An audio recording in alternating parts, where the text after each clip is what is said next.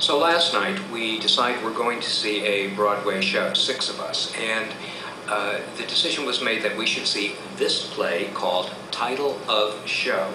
And my friends and C start to tell me all about it, and I say, don't tell me about it. I don't like to know anything about a play before we walk into it. I don't want to read a review. I don't want to know what it's about. I want it to disclose itself. And so everyone obliged me. So we go to see this. Now the first minute, it becomes clear that this is going to be a play about writing a play, a Broadway show about how to get a show onto Broadway. And I'm a little bit tired of the self-referential thing and the theater about theater thing, so right away the 5 people I'm with can tell that I'm doing a slow burn and my arms are crossed and I think I'm not going to like this. But that bad sentiment dissipated immediately when it became clear that this was going to be an incredibly wonderful evening. And it was. It was a really, really great show. What we were very surprised at is as the 4 characters came on stage one by one, the packed theater, and this theater was absolutely packed, sold out, they erupted in applause as if they recognized these people, none of whom are actually famous. And we thought, well, how could they have filled the theater with all of their friends and relatives? But it turns out that this play has been off Broadway for a long time, and now it's finally made it on Broadway. But on YouTube, if you do a search for Title of Show, you will find that they have been doing YouTube videos all the way chronicling their early stage of production leading to this moment. And so the people in the audience knew them through this viral marketing and chronicling. And I would go so far as to say that this is not a play, it's a bloy, which is a hybrid between a blog and a play. And it's like we're seeing a new art form, and that might be a bit pretentious to state, in the same way that we always thought Truman Capote was pretentious when he said he was inventing the non-fiction novel when he did In Cold Blood. But I have to say, this play, this bloy, if you will, is evolving and is chronicling its own evolution 5 seconds after something happens and 10 seconds in advance of what happens. So the play that we saw may not be the play that you see whenever you see this, and I do hope you see it. What makes this better than just a tiresome shtick about self-reference and Broadway on Broadway is that within a very short time you come to really love these 4 performers, and you love the characters.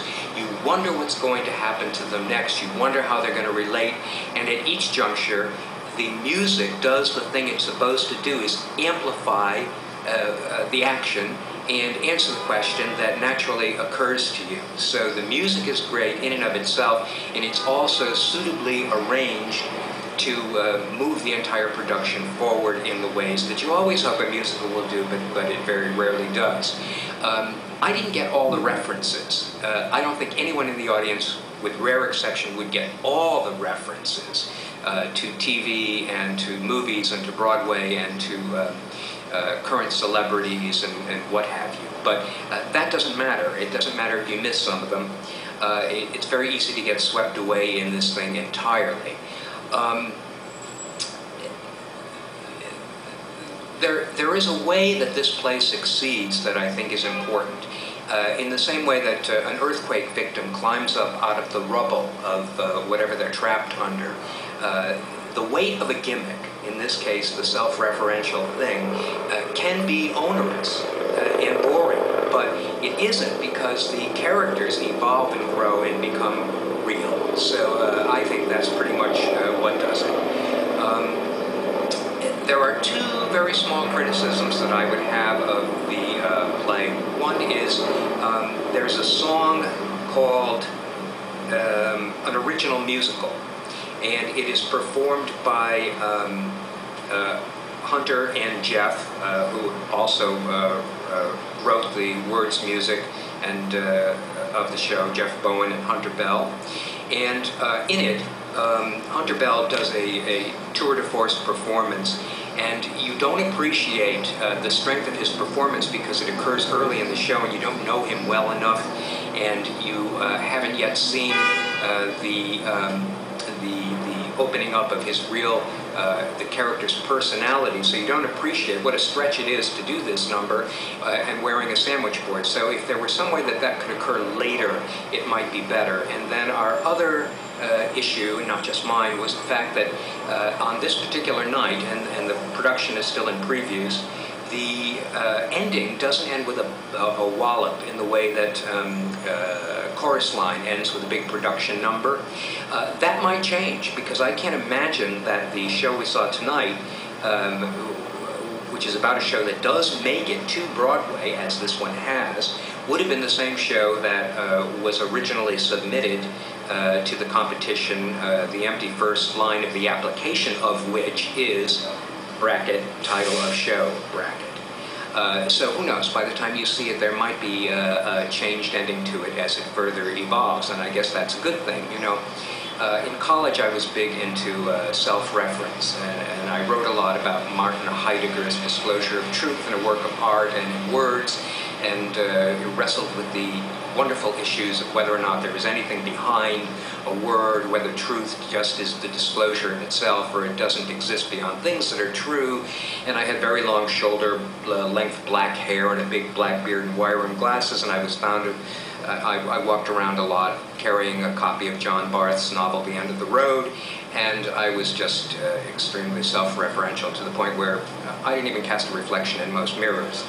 But I didn't at all mind the structure of this, and the evening was entirely entertaining.